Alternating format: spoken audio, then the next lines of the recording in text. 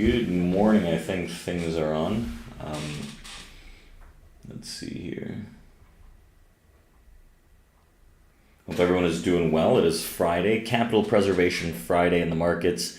That's what we like to call it. We don't want to realistically, we're probably not going to be making our week on a Friday, but we for sure don't want to break our week on a Friday.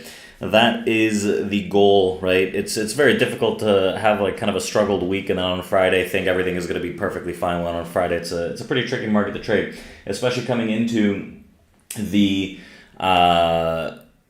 inflation data that came out this morning. So PCE, the Fed's favorite inflation gauge overall, came out a little spicier than expected. Here you can see on the screen, it's financial juice on the screen, and we see that the PCE data, the year-over-year index came out at 2.5%, which was expected. The US PC price index month-over-month, 0.3% as expected, and then the US core PCE price index year-over-year, it came out a little. The core figure came out a little hotter than expected, 2.8% versus 2.7%, and then the prior was 2.6%. So they were expecting it to be a bit spicier, and then it came out even hotter than that. So that's what's pulling down markets right now. We're continuing the drawdown after yesterday's really kind of crappy close for the bulls.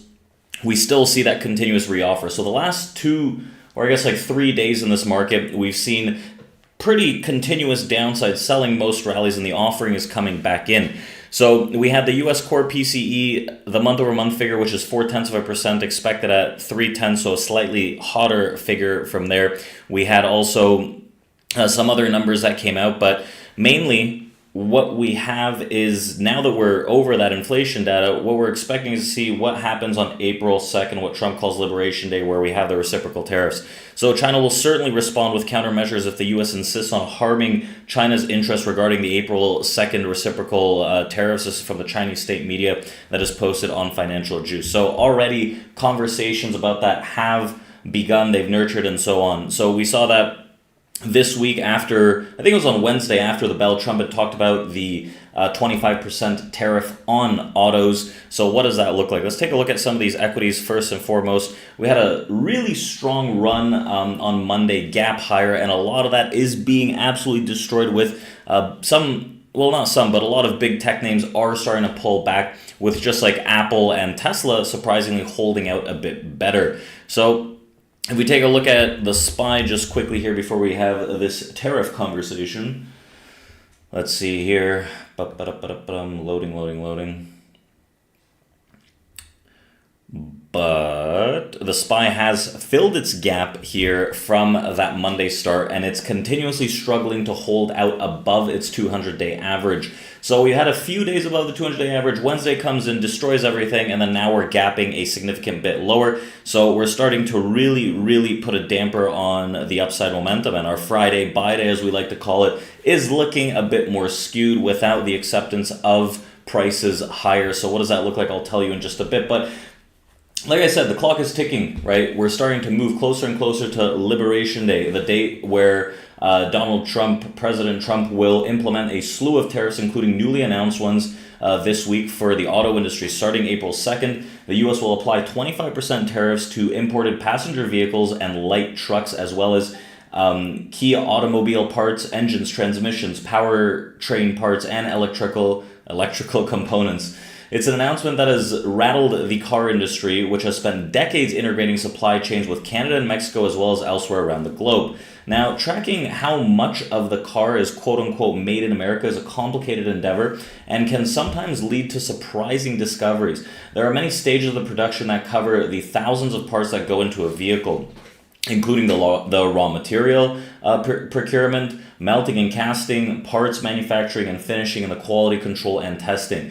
It's not just the final assembly of components or installing them into a vehicle, which is what most people think when picturing auto manufacturing and production. But when factoring in all of these supply chains and parts, one might find quote-unquote foreign companies like Honda in Alabama, Toyota in Kentucky that make cars which might be more American than some other vehicles produced by Ford, General Motors, and Stellantis. And then, of course, we also have Tesla, the EV maker, has notable final assembly facilities in California and Texas that might benefit from new tariffs. And also, sources motor and battery parts, raw materials, components outside of the U.S.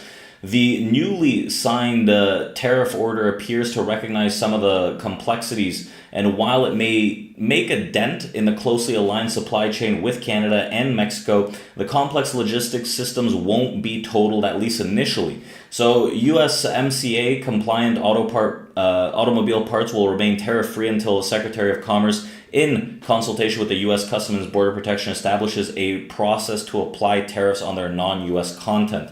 Importers of automobiles from the USMCA will also be given the opportunity to certify their U.S. content, and systems will be implemented such that the 25% tariff will only apply to value of their non-U.S. content. So all in all, it's a very complex process to see what is actually being tariffed at this point. So I think there's going to be a lot more clearing of what is actually going on April 2nd. And right, all the rumors and whatnot right now are putting some downside pressure on the market, but in some instances, once that passes and there's more clarity, the market can potentially look for kind of a relief and understanding exactly what's going on to start bidding and continuing higher. Because again, right, it's not like everything is fully set in stone when we know exactly what is being tariffed, how much is being tariffed, and what the implications are until we actually get those figures and what's going on. Right now, it's just a back and forth, conversation, threats, and there is the possibility, Trump had said that as well, there is a possibility where these figures that are being talked about right now might be a lot smaller, or there's room for negotiation. So again, next week we'll have a better image, and right now the market is putting this into the risk category, which is allowing for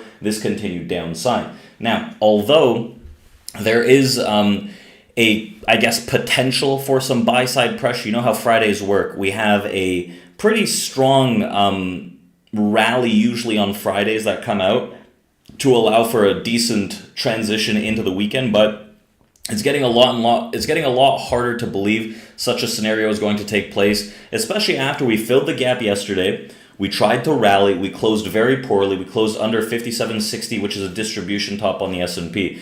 So unfortunately, right, that does put a lot of downside pressure. There is a lot of volume in buying attempted around 57.20, 57.10 on the S&P. But realistically, the way that I see things is if we can't hold at least a very significant bid and expansion above 57.20, we're not even in the market for that buy-side momentum, right? Realistically, the best case scenario for the buyer is if we start bidding aggressively above 57.60, which is right now extremely far away, about 40 points away in the S&P. So as things stand, right, this Friday is looking like they probably want to look to sell some rallies with the potential for some downside momentum to try to squeeze into this. I have my areas 57.60. That is a massive threshold. You can see the weekly volume profile. A lot of volume has accumulated into that area, which is going to be very difficult for prices to break through, especially since we're about to open below that region. So that's the way I see the market today. I see it very fragile, where the downside momentum can or is expected to continue realistically unless we start moving above that heavy volume that has been established throughout the week. So with that being said, we're going to open up our live trading room here at TradePro Academy. You can join us in our open Discord at community.tradeproacademy.com. We'll see you in there. I'll post my full plan in there. We'll talk about NASDAQ and everything else, and then we'll take it easy.